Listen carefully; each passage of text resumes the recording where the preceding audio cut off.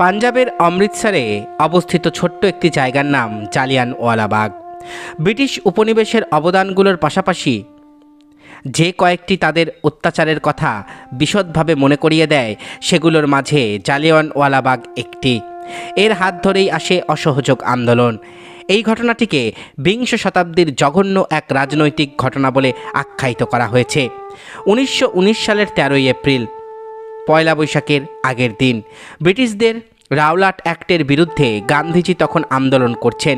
এই উপলক্ষে 30শে মার্চ আর 6ই এপ্রিল হরতালের ডাক দিয়েছিলেন গান্ধীজি। পাঞ্জাববাসীরা গান্ধীজির ডাকে বিপুলভাবে সাড়া দেয়। পাঞ্জাবের সেই সময়কার ব্রিটিশ লেফটেন্যান্ট গভর্নর মাইকেল ওডায়ার হরতালে হিন্দু আর মুসলিমদের সংহতি দেখে খানিকটা বিচলিত হন। ফলস্বরূপ যা হবার তাই হয়, যা বরাবরই ব্রিটিশরা করে এসেছে। হাজারো নিষেধাজ্ঞার মতো আরও এক নিষেধাজ্ঞা জারি করে। পাঞ্জাবে মহাত্মা গান্ধীর প্রবেশ নিষিদ্ধ ঘোষণা করা হয়। অমৃতসরের দুই নেতা ডক্টর সাইফুদ্দিন আর সত্যপালকে অ্যারেস্ট করা হয়। তারা দুজনেই ছিলেন সত্যাগ্রহ আন্দোলনের প্রবক্তা। 10ই এপ্রিল 1919 পাঞ্জাবের বেশ কিছু জায়গায় ছোটোখাটো জমায়েত সৃষ্টি করা হয়। সেখানেও গুলি চলে ব্রিটিশ মিলিটারির। একই দিনে কয়েকটি ব্যাংক আর সরকারি অফিসে লুট করা হয়। এই তাণ্ডবের আগুন ছড়িয়ে পড়ে রেল স্টেশন আর পাঞ্জাবের টাউন হলে। 5 জন ইউরোপিয়ান সহ বেশ কিছু সরকারি কর্মকর্তার মৃত্যু হয়। মিলিটারিরাও হাত গুটিয়ে বসে থাকেনি, যেখানে যেখানে সুযোগ পেয়েছে বন্দুক থেকে গুলি ছুড়েছে। আন্দোলনকারীদের মাঝেও অনেকেই মারা যায়। এই ঘটনাগুলো মানুষের মনে জন্ম দেয় আন্দোলনের আগুন। একসাথে বেশ কিছু জায়গায় মানুষ প্রবল বিদ্বেষী হয়ে ওঠে। পরিস্থিতি নিয়ন্ত্রণের দায়িত্ব পড়ে ব্রিগেডিয়ার জেনারেল রেগনল্ড ডায়ারের ওপর।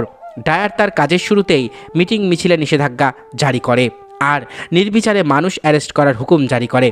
ডক্টর সাইফুদ্দিন আর ডক্টর সত্যপালকে অ্যারেস্ট করার ঘটনার বিরুদ্ধে আন্দোলন করতেই সাধারণ মানুষগুলো সেই জালিয়ানওয়ালাবাগে অবস্থান করেছিল। নিঃসন্দেহে তারা মিটিং মিছিলের ওপর নিষেধাজ্ঞার ব্যাপারে ওয়াকিবহাল ছিল না। তাছাড়া খুবই শান্তিপূর্ণভাবে আন্দোলনে জমায়েত করেছিল তারা।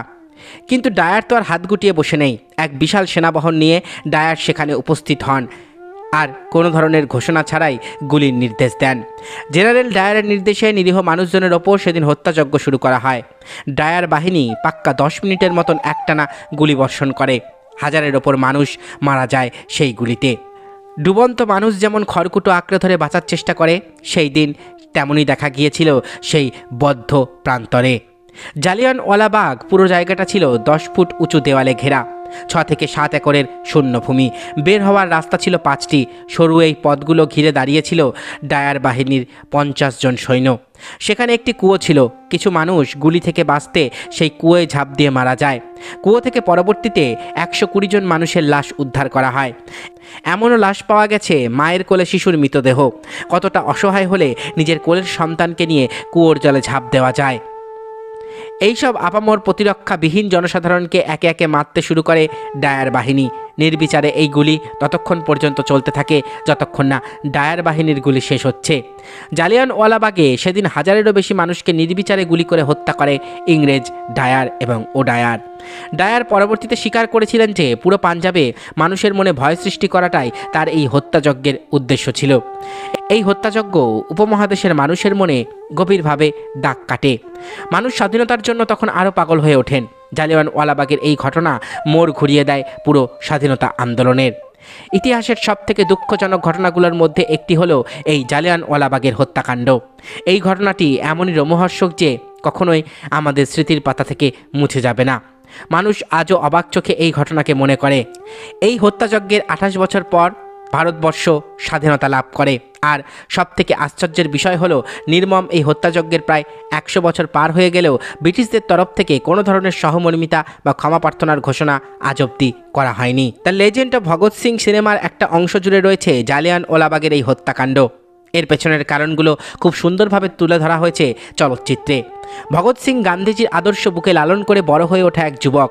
বয়স বৃদ্ধির সাথে সাথে বুঝতে পারেন অহিংস উপমহাদেশকে স্বাধীনতা এনে দেওয়ার জন্য যথেষ্ট নয়। ভগৎ সিংয়ের নাম নেয়ার সাথে সাথে সুখদেব আর রাজগুরুর নামও চলে আসে। স্বাধীনতা আন্দোলনে এই 3 জনের অবদান দেখার মতো। জালিয়ানওয়ালাবাগের হত্যাকাণ্ডের পরিপ্রেক্ষিতে রবীন্দ্রনাথ ঠাকুর 22শে মে নাগাদ তিনি এই খবর পান। তিনি চেষ্টা করেন কলকাতায় এর বিরুদ্ধে আন্দোলন করার, কিন্তু পরে সিদ্ধান্ত নেন নাইটহুড খেতাব ত্যাগ করে তিনি এই ঘটনার প্রতিবাদ করবেন। রবীন্দ্রনাথ ঠাকুর নিজের নাইটহুড ফিরিয়ে দেন এই হিংস্র হত্যাযজ্ঞের প্রতিবাদে। ভাইসরয় লর্ড কেমসফোর্ডকে উদ্দেশ্য করে লেখা চিঠিতে রবীন্দ্রনাথ ঠাকুর উল্লেখ করেন, I wish to stand shorn of all special distinction by the side of those of my countrymen who for their so called insignificance are liable to suffer degradation not feel।